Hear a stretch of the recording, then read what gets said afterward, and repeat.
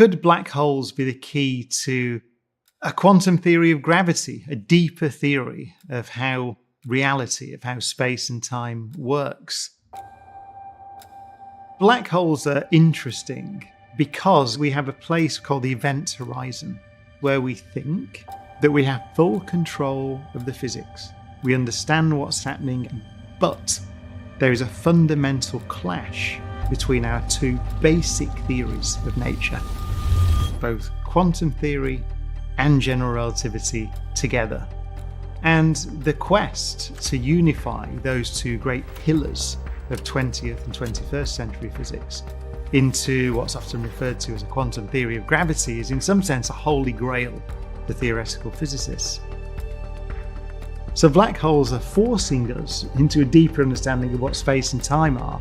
And in that sense, I think it is fair to say that black holes are the keys to understanding the universe.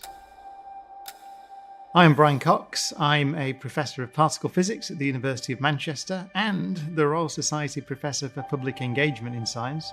And amongst other things, I'm the author of the book Black Holes, the Key to Understanding the Universe.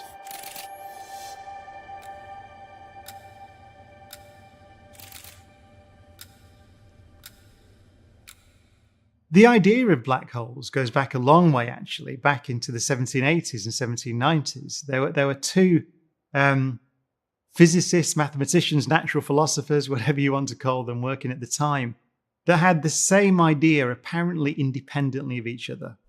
One was a clergyman called Mitchell, and the other was the great French mathematician Laplace.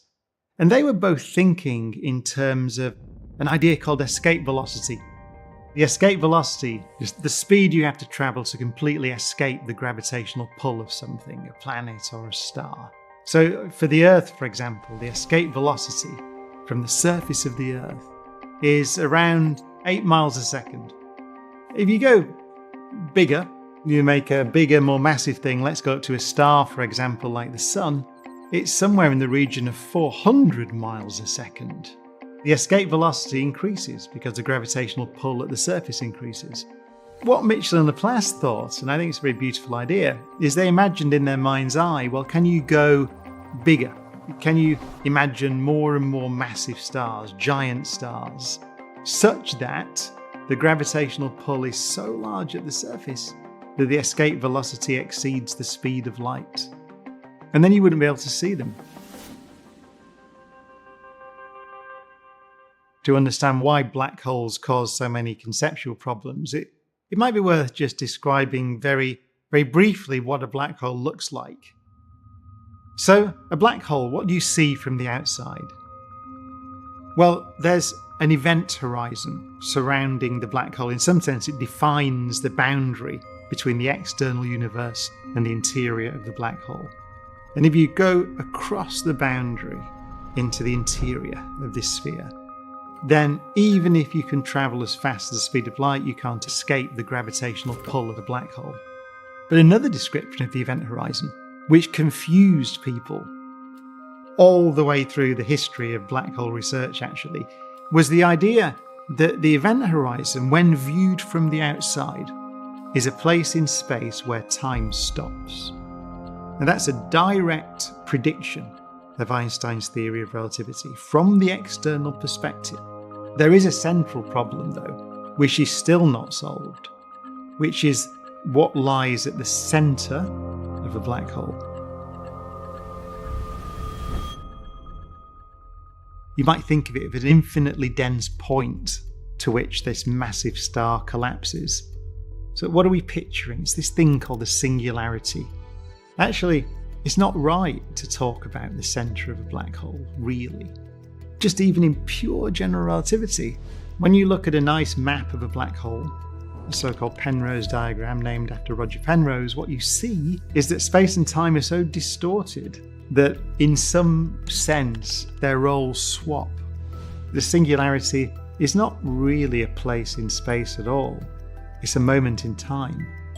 And actually, it's the end of time. But the nature of that thing was not, and is still not, understood. And for many, many years, actually, until quite recently, then people thought, well, there we are. We have a problem with the singularity. We don't really have any access to it. We don't have the conceptual tools to explore it. So it may remain a mystery for a century to come. It's not clear what to do. The great revolution in black hole research was to notice that actually there are conceptual problems, not only in this extreme place, at the singularity, whatever that might be, but at the horizon.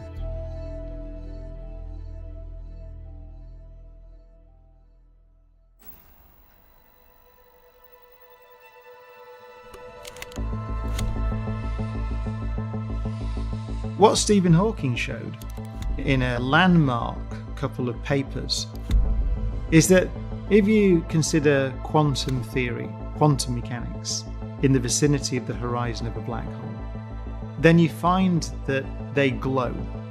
They produce particles. They have a temperature.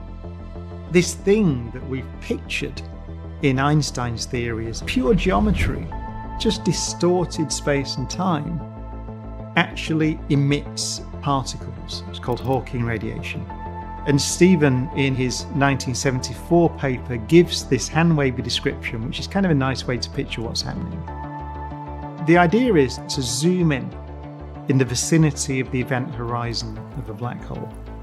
You can picture what's happening as a series of particles coming in and out of existence all the time, so-called entangled particles.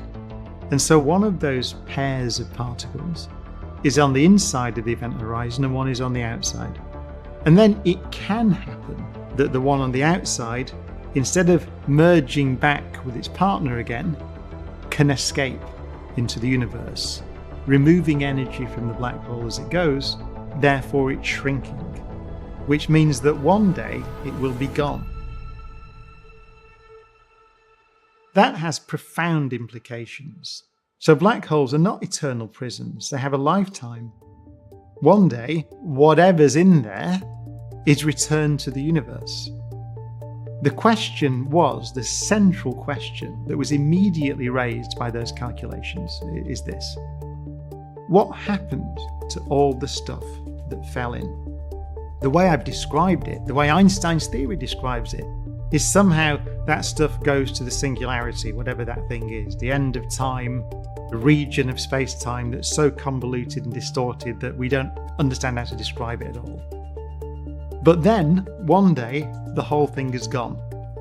All that's left in the far, far future is Hawking radiation, those particles that were produced in the vicinity of the event horizon.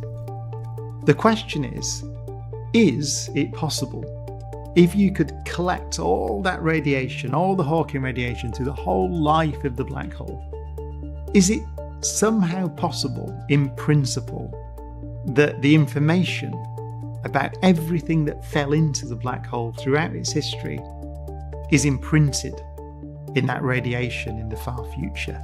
Is that true? Or is it not true? You might say, why did I ask that question? Seems like a bit of a random question. It's a very important question. Information is conserved in the universe as far as we know. So every law of nature that we have says that information is conserved. So let's say that I take a book and I set fire to it, I incinerate it, I destroy it in any way that I can. In basic fundamental physics, then it turns out that if you could collect every piece of that thing that I detonated or incinerated, every quantum of radiation, every photon, every particle, everything, in principle, if I could just collect it all, then I could reconstruct the thing that I had destroyed. The problem was black holes, quantum mechanics, general relativity. When you put them together, you have this apparent prediction that these things erase information from the universe. This became known as the black hole information paradox. It turns out, if we fast forward to the present day, and a series of papers are still being written, so this is still research that's happening as we speak.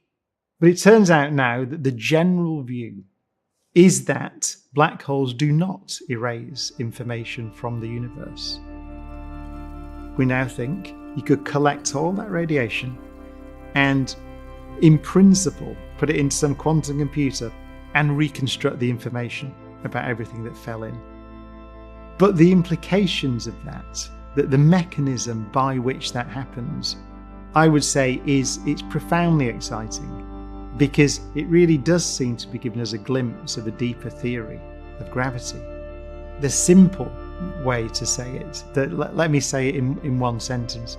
It seems that space and time are not fundamental. So one view, and I emphasise that there are other views, we're at the cutting edge of research now, but one view is a field which has become known as emergent space-time. And so the idea is that space and time themselves emerge from what? From quantum entanglement, from some kind of smaller parts or pieces. We don't know what those things are. We don't know the nature of them. But it does seem that there's a deeper underlying theory from which space and time emerge. That is what we call the quantum theory of gravity. And my view is that if we're going to talk about the origin of the universe, even ask questions such as, did the universe have a beginning in time, which we don't know the answer to, then it surely seems to me that we have to understand what space and time are before we can ask and have any chance of answering such questions. And black holes, it turns out, are the objects that we can see, that we can observe, that actually exist in nature, that force us down that route to ask questions, sharp, well-defined questions actually, about the nature of space and time themselves. Einstein said that if you look at nature really carefully and keep pulling at the intellectual threads and keep going and just keep delving down into what nature seems to be trying to tell us, then if you're lucky and persistent, you can catch a glimpse of something deeply hidden. It's beautiful, that, isn't it? A glimpse of something deeply hidden, which is the deep underlying structure of nature, the deep underlying structure of reality itself. And I think it's very beautiful. No one really knows, I think it's fair to say, where this is going, but they're hints of something deeply hidden.